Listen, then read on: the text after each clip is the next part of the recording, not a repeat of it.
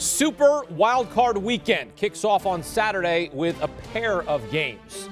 Joe Burrow and the Bengals hosting Derek Carr and the Raiders, followed by an AFC East showdown between the Patriots and Bills on CBS. Three more games on Sunday. Tom Brady and the reigning Super Bowl champion Bucs hosting the Eagles. Then it's the 49ers visit the Cowboys. The nightcap takes us to KC, where the Chiefs host the Steelers. Then we've got our first Monday night playoff game, an NFC West showdown, as the Rams host the Cardinals. And keep this in mind when you wager this weekend. Over the past 10 seasons, unders are 27 and 11.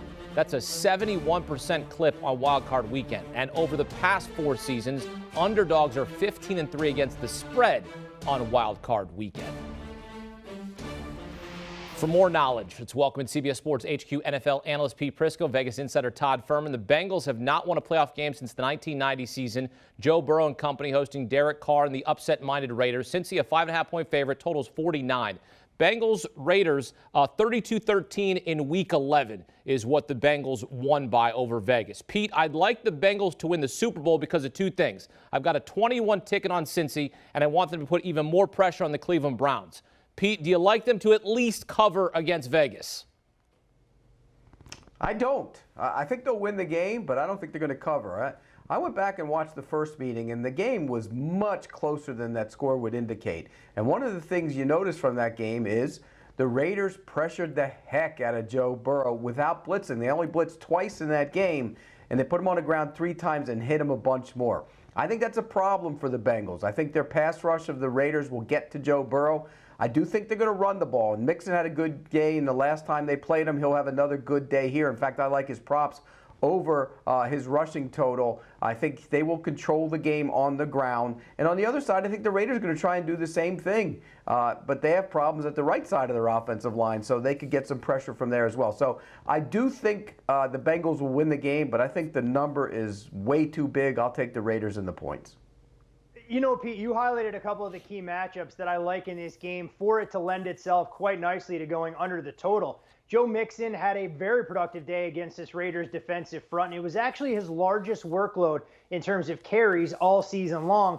And you look at this Raiders defensive line, Max Crosby had better than a 61% pass rush win rate, his highest of the season by far. And I think a lot of people have become enamored with Joe Burrow and the gaudy numbers he's put up, and rightfully so, in the last 2 regular season games. But people that believe somehow the Bengals are going to be able to wave a magic wand and cure everything that ailed them along this offensive line seems to be a bit of a pipe dream. I think the Raiders can generate enough natural pressure with their front four that'll force Burrow to get the ball out of his hands quickly. Meanwhile, on the other side, this Raiders offense is a lot more Josh Jacobs during their recent win streak than it was earlier in the campaign. To Pete, your point, you talked about that game getting squirrely late. It was a 13-9 game going into the fourth quarter. I think you could see a little bit of jitters and nerves from two quarterbacks making their playoff debuts. I'm going to go under the total. I think both defenses can have some success. In the nightcap on Saturday, Patriots and Bills clashing for the 3rd time this season. Split the first 2 meetings. Their first meeting in Buffalo featured 40-mile-per-hour winds.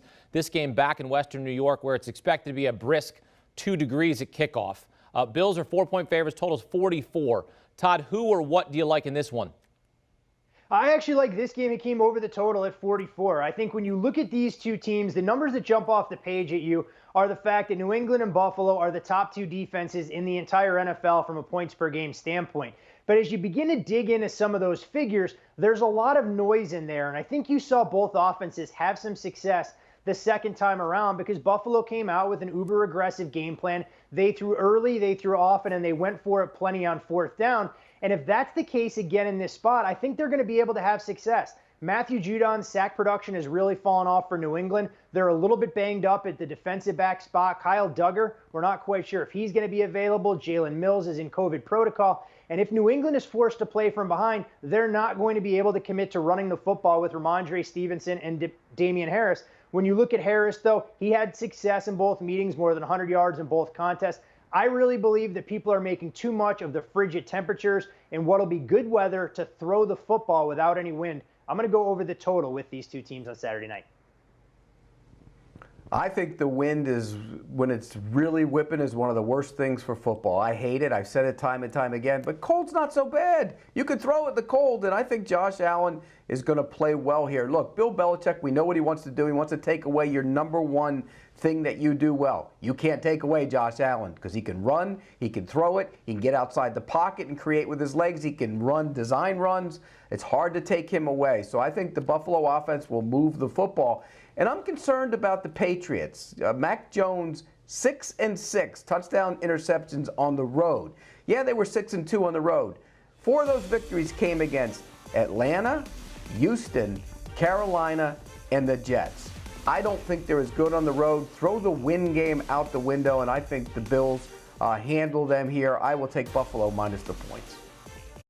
All right, 3-pack of games on Sunday. First, Tom Brady and the Bucs hosting the Eagles as 8.5-point favorites. Total's 46. Two teams met back in Week 6. Bucs beat the Eagles 28-22. Philadelphia 0-6 against playoff teams this season. Pete, do you think Jalen Hurts and the Eagles can keep this one close? I do. And the reason I do is because I think they can run the football. They led the league in rushing. And remember, the last time these two teams met, it was 28-22. And that was the game when they were getting booed for not running the football. Miles Sanders had 9 carries in that game. They took that booing and became the best rushing team in the league. And I know Tampa Bay's been good against the run. They haven't been as good, though. In the last 3 games, they're giving up 15 yards more per rush on the ground. So I think that's per game on the ground. That's a problem. And I think Jalen Hurts in that run game will be able to move the football, control the clock. The other thing we don't know, Akeem, is what is that passing game like for Tampa Bay? Yeah, you could just say, oh, Chris Godwin's out, Antonio Brown's out, but he'll figure out a way. In the postseason, it's different. Everything gets elevated. We'll see if it works in the postseason. I think they slow them down a little bit. I think the Eagles hang around. I think Tampa Bay wins the game, but that's a big number. I'll take the points. You know, this is a game, guys, where I'm going to reserve the right, Pete, when we break these things down again on Sunday to potentially change my pick, because if Mother Nature plays a big role here, I'm not going to make the same strong case to go over the total like I will right now. But I think the market has reacted strongly to the speculation that you're going to see some wind and rain, especially early on in this contest, from 49.5 down to 45.5. But to your point, talking about Philadelphia, they figured out their identity after that Thursday night game. They started to run the football more aggressively, and they became the most run-heavy team in the entire NFL. And to your point, when you look at Tampa, sure, the raw yardage allowed per game looks great, but they're outside the top 10 in yards per carry, which tells me if Philadelphia is within striking distance, they're going to be able to have some success. And I really expect Nick Sirianni and company to come out, use a little bit of tempo early, especially against some of the key contributors for Tampa that haven't logged regular reps in recent weeks. I mean, they're trying to introduce a handful of guys back into the fold. We'll see how their conditioning holds up. Meanwhile, on the other side, the key matchup where I think Philadelphia can get exposed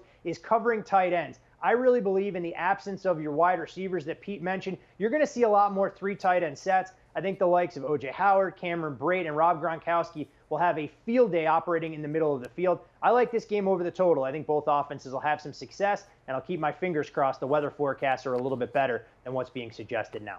All right, we've got a rivalry renewed between the 49ers and Cowboys on CBS, their first postseason meeting since playing in the NFC Championship in 3 straight seasons from 1992 to 94. Sunday, Dallas is a 3-point favorite, totals 51. Cowboys led the NFL in points per game and yards per game this season. Todd, do you think the 49ers can keep up? I do, Hakeem, and I think the 49ers will have an excellent chance to win this game outright. They did get some good news on their injury report on Thursday. Trent Williams back at practice, and he is arguably the most valuable cog that this team has on their offensive line to try and create a path for Elijah Mitchell and this ground game to have some success against Dallas. This is a Cowboys team, in my opinion, that has performed extremely well. To your points, when you look at how they've been defensively, they've actually been better on that side of the ball than they have on the offensive side. But I think a lot of their success this year has been the byproduct of fattening up against the NFC East, where they've gone 6-0, and their points per game numbers significantly better there than they were in non-divisional games. This will be a 49ers team that leaves a lot to be desired in their secondary, but when you have Emmanuel Mosley back, you have Dre Greenlaw, and you expect K'Waun Williams to be in the fold, they'll at least be average in their defensive backfield. I think we saw how physical they can be getting after opposing quarterbacks, and I really believe 49ers fans will travel well. It won't be the sea of red that we saw against the Rams on Sunday, but I think the San Francisco team can use that momentum of the second half against the Rams, pull pull off the upset here and potentially be a real thorn in Green Bay's side in the divisional playoff. My favorite pick of the week is the 49ers. So you won't need the 3 points. They're going to win the game outright. When you watch the 49ers the last 3 weeks, they've been really, really improved on the defensive side of the ball. They dominated the Rams' offensive line last week. And it was not just Nick Bosa either. It was across the board. You had guys like Armstead and Street and Reed. They just got push after push after push. And I put that on Twitter if you want to take a look at it. It was amazing. It was so bad that Matt Stafford had people in his face the entire game. And I think they can do that to Dak Prescott. The other thing to watch here is the 49ers run the ball. We know that. That's their whole identity. If you go back a couple weeks ago when the Denver Broncos beat the Dallas Cowboys, they ran it down their throats. And I think that's the situation here. Dallas is little on defense. They're fast, they're athletic, they can attack the quarterback. But if you run at them, they're going to have problems. I think the 49ers win this game outright. You won't need the 3 points, but take them if they give them to you. All right, well, if you want to go money line, plus 145 for the 49ers to beat the Cowboys there on the road at AT&T Stadium. Nightcap takes us to Arrowhead, takes Kansas City. They're going to look to take down Big Ben Roethlisberger. 12.5-point favorites against Roethlisberger and the Steelers. It's likely the final game of Big Ben's Hall of Fame career, and he knows it's a double-digit spread. Sarcastically said they were 20-point dogs. Also said, quote, "We don't have a chance, so let's just go in and have fun," end quote. Pete, what are the chances you're giving Big Ben and the Steelers in this game? Well, I don't think they're going to win the game, but there's too much pride and too much history and too much good coaching for them to get blown out of this game. I think they're going to hang around. I know they got blown out the last time they were there. They were down some guys in that game. I think they're going to be much more physical this time around. And remember, the Chiefs the last couple weeks have not been that good on defense. So you saw Denver run on them. You saw Cincinnati throw on them. They've had problems on the defensive end of the ball. The Steelers can't stop anybody's run game. But you know what? The Chiefs, A, don't run it, and B, if they do run it, that's good for you because that takes the ball out of Patrick Mahomes' hands. So I think the Steelers will hang around. The number is bloated. Give me the Steelers plus the points. And I'm right there with you, Pete. I make this game a shade more than 10, so I'll take the points with the Pittsburgh Steelers as well.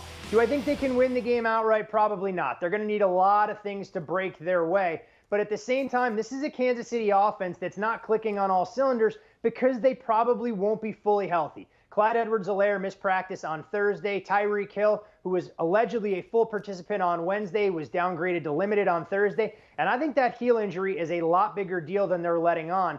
The Steelers did limit Hill's effectiveness the first time around. They were beaten by the likes of Byron Pringle and, of course, backup tight ends in the absence of Travis Kelce. But this is a Steelers team who can play loose. And while I do worry about Najee Harris and what he's going to be able to contribute with that elbow injury, I think they can go in there, play free and easy.